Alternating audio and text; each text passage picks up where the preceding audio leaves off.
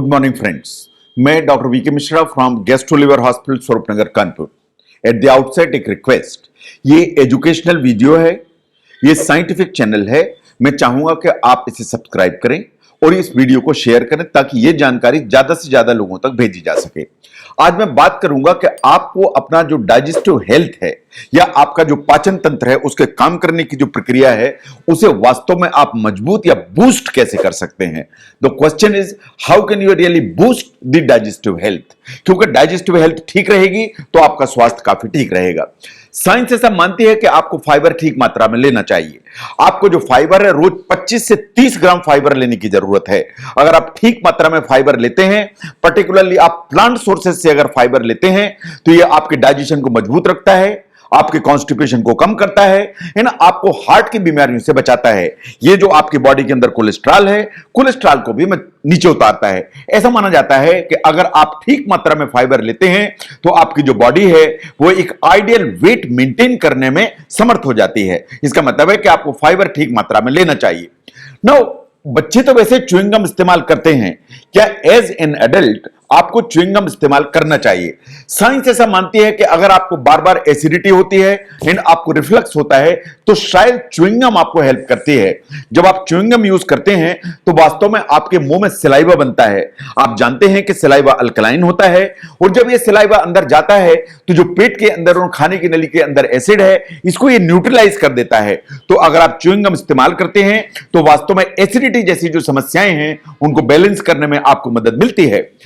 अगर आपका वेट ज्यादा है एंड ऊपर से आपकी अगर तोंद निकली हुई है जिसे आप बेली फैट कहते हैं, साइंस ऐसा मानती है कि आपको अपना वेट कम करना चाहिए। अगर आप अपना वेट कम करके रखते हैं, पर्टिकुलरली बेली फैट अगर आपका कम हो जाता है तो आप न सिर्फ एसिडिटी, हार्टबर्न, इन सब प्रॉब्लम से बच जाते हैं, आप वास्तव में बहुत सारी लार्जर प्रॉब्लम्स जैसे हार्ट डिजीज है, जैसे ब्लड प्रेशर है, इन सब प्रॉब्लम से बचने की काफी संभावना हो जाती है। साइंस ऐसा मानती है कि अगर आप प्रॉपरली अपनी डाइट पर ध्यान दें एंड रोज रेगुलेटेड अगर एक्सरसाइज करें तो आपका जो बेली फैट है वो डेफिनेटली कम होगा एंड उससे आपकी जो डाइजेस्टिव हेल्थ है उसको ठीक करने में आपको जरूर मदद मिलेगी। नाउ आपको जो अपनी डाइट का वॉल्यूम है या जो रोज आप खाना खाते हैं, वास्तव में साइंस उसे कहती है कि उसको थोड़ा सा रिड्यूस करने की जरूरत है। इन द सेंस कि आपको एक बार में कम अमाउंट का खाना खाना चाहिए, भले ही आप बार बार थोड़ी थोड़ी अमाउंट का खाना खाएं। That means small and frequent meals. जब आप खाना खाते हैं तो आपको खाना धीरे धीरे खाना चाहिए सो दैट आप अननेसेसरी एयर को स्वेलो ना करें। एंड साइंस ऐसा मानती है कि आपको जितनी भूख लगी है उसके आपको 80% पे ऑन एन एवरेज रुकने की आदत डालना चाहिए। अगर आप इतना करते हैं तो वास्तव में आपका डाइजेशन, आपका हार्टबर्न, आपकी ब्लोटिंग, इन तीनों में आपको काफी मदद मिलती है एंड इसको आपको ध्यान देना चाहिए। Know what about the fluids?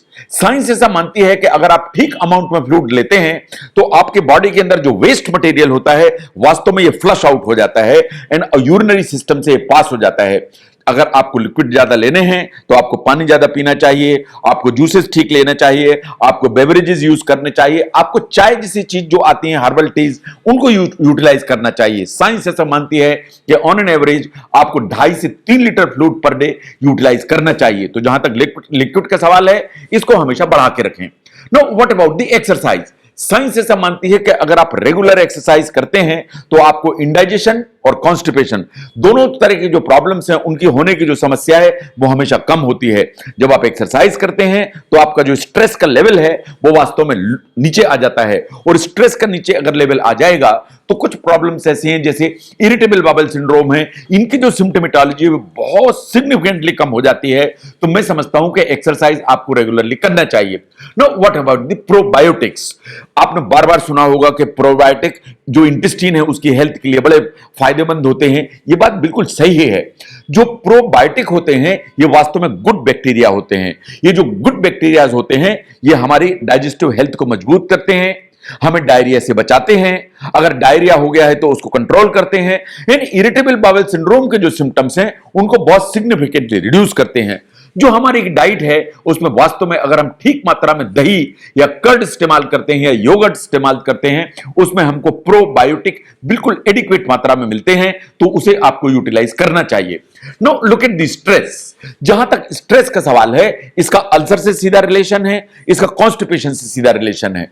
Science ऐसा मानती है कि अगर आप इनफ स्लीप लेते हैं, आप योगा करते हैं, आप मेडिटेशन करते हैं, आप अगर रेगुलेटेड एक्सरसाइज करते हैं, तो आपकी बॉडी में इन सब चीजों होने की संभावना कम हो जाती है। आपको जो स्ट्रेस के चलते प्रॉब्लम्स होते हैं, चाहे वो अल्सर डिजीज हो, चाहे इन्फ्लेमेटरी बाउल डिजीज का एक्सरबेशन हो, चाहे वो इरिटेबल बाउल की सिम्टोमेटोलॉजी हो, इन सब चीजों को कंट्रोल करने में आपको काफी मदद मिलती है। नो जो भी आप खाना खाते हैं, साइंस ऐसा मानती है कि आपको उस पर ध्यान देने की जरूरत है। अगर आप ऐसा मानते हैं कि कोई चीज ऐसी है जो खाने में आपको दिक्कत कर रही है, आपके सिम्टम्स को वर्स कर रही है, उसे आइडेंटिफाई करिए, डायरी में नोट करिए, उसे अवॉइड करिए। That is the basic fact. But there are certain things जो साइंस मानती है कि वो प्रॉब्लम करती ही करती हैं। जैसे देयर आर सर्टेन फूड्स जिन्हें कहा जाता है गैसी फूड। गैसी फूड कौन से हैं? जैसे आप बीन्स खाते हैं, राजमा खाते हैं, इस तरह के जो बीन्स आप खाते हैं वो वास्तव में गैस बनाती ही बनाती हैं। आप जो कार्बोनेटेड बेवरेजेस लेते हैं, जैसे आप सोडा पीते हैं, आप कोल्ड ड्रिंक्स पीते हैं, उनमें वास्तव में कार्बन डाइऑक्साइड इन्फ्यूज होती है, तो वो गैस बनती ही बनती है। तो जो गैसी फूड्स हैं उनको आप अवॉइड करना चाहिए। नो बहुत सारे फैटी फूड्स हैं जब आप इस्तेमाल करते हैं, जो फ्राइड हैं, जिनमें चीज ज्यादा होता है, पिज्जा है, बर्गर है, ये जो सब चीजें हैं ये वास्तव में आपके पेट के अंदर एसिड की अमाउंट को बढ़ाती हैं और रेट्रोस्टेंडल जो बर्निंग है उसके इंसिडेंस को बढ़ाती हैं। इसे शायद आपको मिनिमाइज करना चाहिए या शायद इसे अलग करने की जरूरत है। Then there are certain acidic foods, जैसे आप जो फलों का रस लेते हैं, जो सिट्रस फ्रूट्स होते हैं, ये वास्तव में एसिडिक फूड्स की कैटेगरी में आते हैं। कॉफी एसिडिक फूड की कैटेगरी में आती है, टोमेटोज एसिडिक फूड की कैटेगरी में आते हैं। अगर आपको एसिडिटी हो रही है तो आपको एसिडिक फूड्स को वास्तव में बचाने की जरूरत है या अलग करने की जरूरत है। Now, what about tobacco? Tobacco in all forms, as far as digestive disease is concerned, is no. मतलब आपको तंबाकू किसी भी फॉर्म में इस्तेमाल नहीं करना चाहिए, चाहे वो बीड़ी हो, चाहे वो सिगरेट हो, चाहे वो पान मसाला हो, चाहे वो गुलमंजन हो, चाहे खैनी हो, किसी भी रूप में आपको टोबैको इस्तेमाल नहीं करना चाहिए। अगर आप टोबैको इस्तेमाल करते हैं तो इसमें निकोटीन निकलता है जो हमारे खून में जाता है। जो निकोटीन खून में जाएगा ये आपके खाने की थैली और नली के बीच का जो जंक्शन है, जिसे कहते हैं जीई जंक्शन, इसको वास्तव में लूज करेगा तो एसिड बार बार आपके खाने की नली गले तक आएगा। नंबर 2, ये वास्तव में एसिड के प्रोडक्शन को बढ़ाता है। निकोटीन बेसिकली स्टिमुलेट करता है so that you have a hyper acid state, क्योंकि एसिड का जो प्रोडक्शन है बढ़ जाता है। अगर एसिड का प्रोडक्शन बढ़ेगा तो अल्सर का इंसिडेंस बढ़ेगा। अल्सर का इंसिडेंस बढ़ेगा तो साइंस ऐसा मानती है कि अगर गैस्ट्रिक अल्सर बना तो गैस्ट्रिक कैंसर का इंसिडेंस भी बढ़ता है। इसके अलावा साइंस ऐसा मानती है कि अगर आप ज्यादा स्मोकिंग करते हैं या टोबैको यूज करते हैं, निकोटीन आपकी बॉडी में जाता है तो आपको वास्तव में क्रॉन्स डिजीज होने की जो संभावना है वो बढ़ती है। Now what about alcohol? Science ऐसा मानते हैं कि अल्कोहल इन मॉडरेशन में be okay, in the sense कि जो मेल्स हैं या पुरुष हैं उनके लिए 2 drinks per day, in females के लिए 1 drink per day. That is what this science recommends कि इतना आप इस्तेमाल कर सकते हैं, इससे ज्यादा इस्तेमाल नहीं करना चाहिए। अगर आप अल्कोहल ज्यादा इस्तेमाल करते हैं, रेगुलरली इस्तेमाल करते हैं, अमाउंट ज्यादा इस्तेमाल करते हैं, तो आपको हार्ट बर्न होने की संभावना है, आपको इरिटेबल बाउल सिंड्रोम प्रेसिपिटेट होने की संभावना है, आपको लिवर की पूरी प्रॉब्लम्स होने की संभावना है। समहाउ साइंस ऐसा भी मानती है कि हायर इनटेक ऑफ अल्कोहल वास्तव में बहुत सारे कैंसर से लिंक्ड है, इसलिए अल्कोहल को आपको ध्यान से देखना चाहिए। नो अगर आप बहुत तेजी से खाते हैं, आप बहुत रफ्तार से खाते हैं, तो जो आप बहुत रफ्तार से खाते हैं तो कुछ प्रॉब्लम्स हैं। अगर बहुत रफ्तार से खाते हैं तो रफ्तार से स्वेलो भी करेंगे। अगर रफ्तार से स्वेलो करेंगे तो आप जो निकलेंगे उसके साथ आप हवा भी निकलेंगे। अगर आपको हवा निकलेंगे आप तो आपको डकार होंगी, आपको भारीपन होगा, आपको अफरा होगा, आपका पेट फूलेगा। साइंस ऐसा रिकमेंड करती है कि आपको खाना धीरे धीरे चबा चबा के खाना चाहिए। इन आपको जो स्पीड है खाने की वो हमेशा कम करके रखना चाहिए। Now what about salt? Science मानती है कि आपको अपना जो साल्ट है उसको लिमिट करने की जरूरत है, क्योंकि अगर आप थोड़ी भी साल्ट की मात्रा ज्यादा लेते हैं तो वास्तव में यह आपके पेट की ब्लोटिंग को बढ़ाता है, यह आपके हाइपरटेंशन की रिस्क को बढ़ाता है, यह आपके ब्लड प्रेशर के अलावा हार्ट की जो बीमारी है उसके रिस्क को भी बढ़ा के चलता है। एंड साइंस मानती है कि अगर आप ज्यादा इस्तेमाल करते हैं साल्ट तो वास्तव में आपकी जो बॉडी है वो फ्लूइड या वाटर को रिटेन करती है। अगर वाटर को रिटेन करेगी तो आप अगर दिन भर काम करेंगे तो शाम को आपको पांव में स्वेलिंग आ जाएगी। सवेरे आप सो के उठेंगे तो स्वेलिंग खत्म हो जाएगी, बट अगर आप काम करते चले जाएंगे तो बाय द इवनिंग आप देखेंगे कि आपके पांव में स्वेलिंग महसूस हो रही है, क्योंकि वाटर आपको रिटेन होने लगता है। नाउ एक जो क्लीनलीनेस है जो किचन में है, it is equally important issue, because जितनी भी फूड पॉइजनिंग है वास्तव में इन्हीं चीजों से जुड़ी हुई है कि अगर क्लीनलीनेस नहीं है या एडिक्वेट हाइजीन नहीं है तो फूड पॉइजनिंग की जो एक इंसिडेंस है वो हमेशा बढ़ जाता है। तो आपके जो अटेंसिल्स हैं, आपके जो कटिंग बोर्ड्स हैं, उनकी बहुत प्रॉपर क्लीनिंग होनी चाहिए in the kitchen, so that you do not have any infection from the sources. सबसे ज्यादा जो प्रॉब्लम खड़ी होती है साइंटिफिकली वो होती है मीट प्रोडक्ट से, क्योंकि वो सबसे पहले इन्फेक्शन पकड़ते हैं।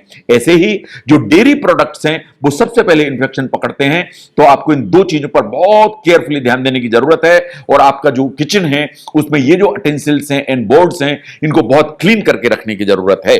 No as far as our diet is concern, science ऐसा मानती है कि आपको जो मिल्क प्रोडक्ट्स हैं उनको ध्यान से देखने की जरूरत है। अगर आपको लैक्टोज इंटॉलरेंस है, आपकी बॉडी में लैक्टेज कम बनता है, आपको मिल्क ठीक से डाइजेस्ट नहीं होता है, फिर भी अगर आप मिल्क इस्तेमाल करते हैं तो आपका पेट फूलेगा, आपको गैस बनेगी, आपको गुड़गुड़ की आवाज आएगी, एंड अगर इंटॉलरेंस ज्यादा है तो इट इज क्वाइट पॉसिबल कि आपको लूज मोशंस होने लगे। तो अगर आपको मिल्क से इंटॉलरेंस है तो इट इज पॉसिबल कि आपको मिल्क के जो अमाउंट है उसको मिनिमाइज करने की जरूरत है, और इसके बावजूद भी अगर सिम्टम्स रहते हैं तो शायद उसको अपनी डाइट में से एलिमिनेट करने की जरूरत है, सो दैट इस तरह के जो सिम्टम्स हैं वो आपके परेशान ना करें। लेकिन अगर सब आप करते हैं इसके बावजूद भी आपको लगता है कुछ सिम्टम्स परसिस्ट करते हैं, तो क्वेश्चन खड़ा होता है कि मैं सब ध्यान रखता हूं उसके बावजूद भी मुझे प्रॉब्लम रहती है, तो मुझे डॉक्टर को कब दिखाना चाहिए? डॉक्टर को दो परिस्थितियों में दिखाना चाहिए।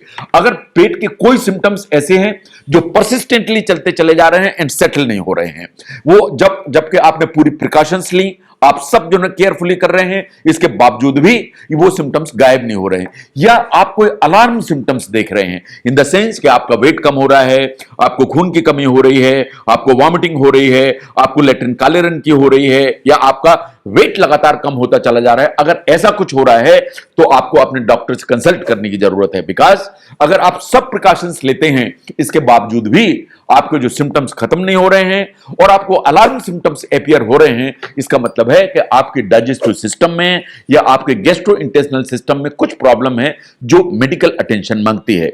अगर आप समझते हैं कि डाइजेस्टिव सिस्टम को कैसे बूस्ट किया जाए, इस जानकारी को समझने में यह वीडियो आपको मदद करता है, तो इसको जरूर शेयर करें ताकि यह जानकारी ज्यादा से ज्यादा लोगों तक भेजी जा सके। मैं doctor VK Mishra from guest to liver hospital, Swaroopnagar, Kanpur. Thank you very much.